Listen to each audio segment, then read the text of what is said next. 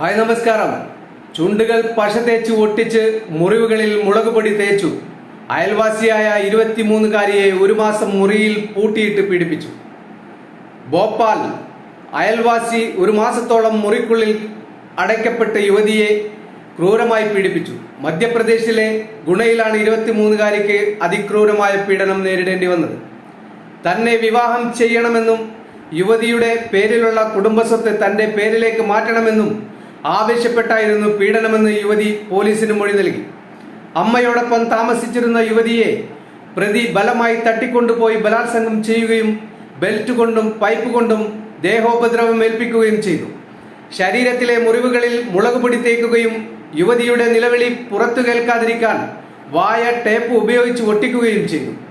1 മാസം മുമ്പാണ് പ്രതി യുവതിയെ തന്റെ വീട്ടിലേക്ക് കടത്തിക്കൊണ്ടുവന്നത്.